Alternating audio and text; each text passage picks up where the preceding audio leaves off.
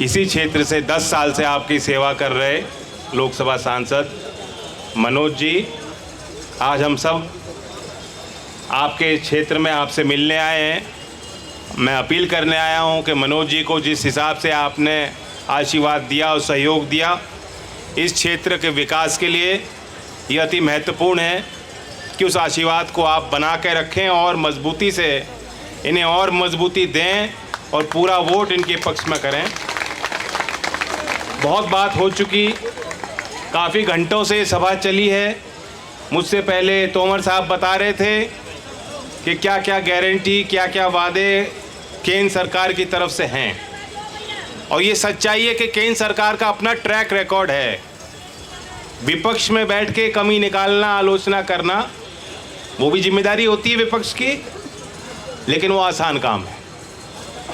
लेकिन सत्ता को संभाल के काम करना, लोगों के उम्मीदों पे खड़ा उतरना, लोगों की सुनवाई करना, क्योंकि यहाँ सब बुद्धिजीवी लोग हैं।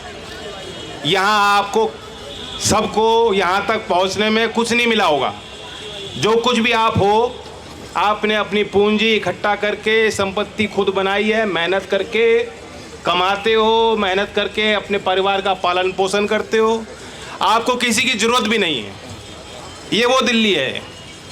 यहाँ आपको तमाम भाषाएं मिल जाएंगी। ब्रजभाषा सुनने को मिल जाएगी, भोजपुरी सुनने को मिलेगी, मेरठ की खड़ी बोली मिलेगी, और उर्दू, इंग्लिश, पंजाबी, ये तो भाषाएं हैं ही देश की। तो ये दिल्ली की सत्ता को संभालना, दिल्ली के इस क्षेत्र में एक सांसद के तौर पे, जनप्रतिनिधि के तौर पे इस क्षेत्र को संभालना आसान काम नहीं, बहुत टिपिकल काम है।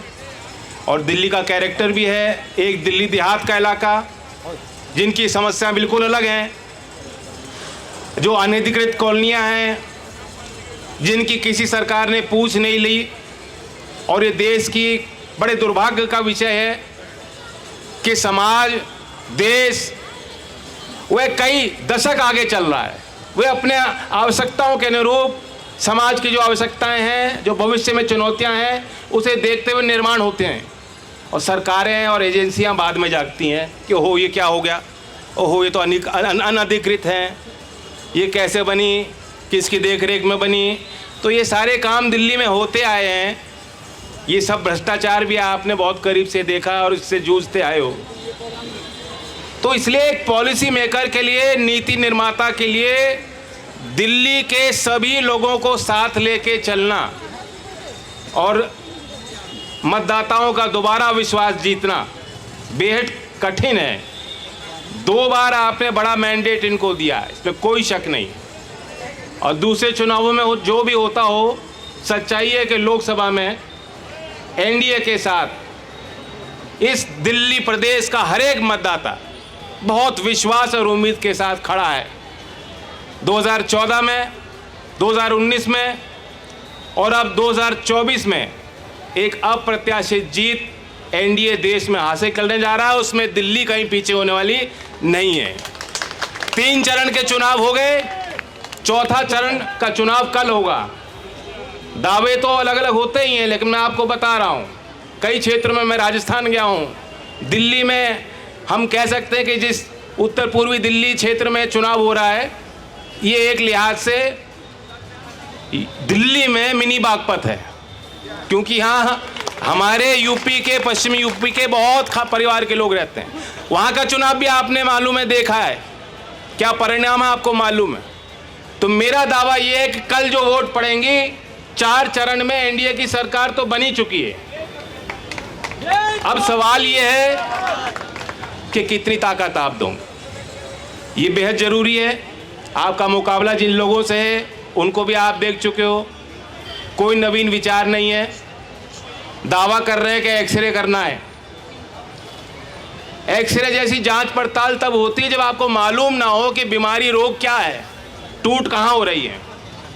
भारतीय समाज में जाति प्रथा के कारण जो शोषण लोगों ने देखा और झेला है, ये कोई अनदेखी चीज़ नहीं, हमें मालूम है, हमें खुद मालूम है, हर एक व्यक्ति को मालूम है जिसने जातिवाद के कारण पक्षपात का रवैया बचपन से देखा, और उसको वो अनुभव सबके हैं। यहाँ सबको मालूम है कि भारतीय समाज को अगर कोई छुटकारा चाहिए तो उन जंजीरों से चाहिए, जातिवाद के, वो नफरत की नज़र जो हमें तोड़ने का काम करती है।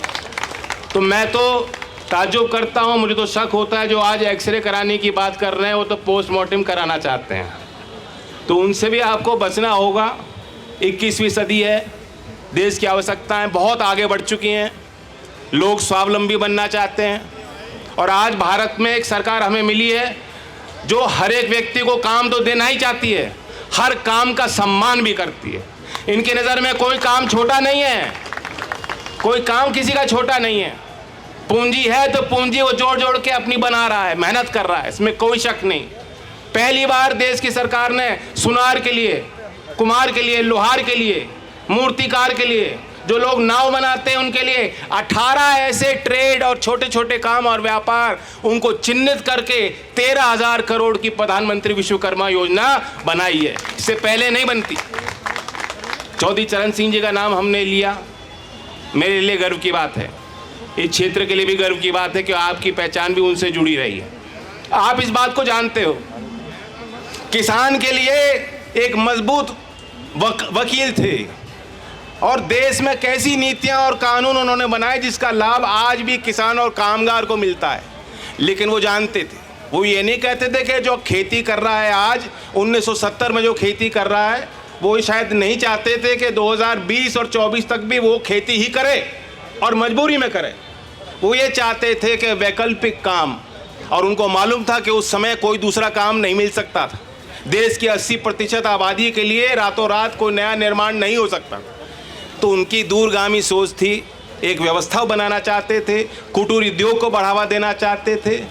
दिल्ली में भी इंडस्ट्री को कैसे बढ़ाया जा सकता है, क्योंकि यहाँ नॉन पोल्यूटिंग इंडस्ट्री बढ़ सकती हैं और इंडस्ट्री से ज़्यादा यहाँ जो छोटे व्यापार हैं वो कारगर हैं।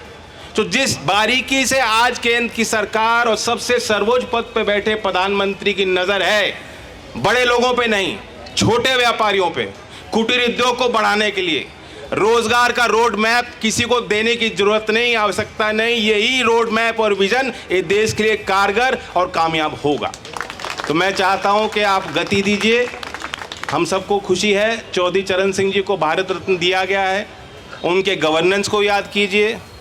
देश के गरीब का जिस हिसाब से वो सम्मान करते थे, जो उन्होंने काम किए, जो उनकी विचारधारा थी, उसे और समझिए, उस पर अध्ययन विचार कीजिए और दिल्ली को हम कैसे आगे और तरक्की करा सकते हैं। दिल्ली देहात की मैंने बात की, काम हो रहा है, अड़चनें आ रही हैं लेकिन फिर भी काम हो रहा है।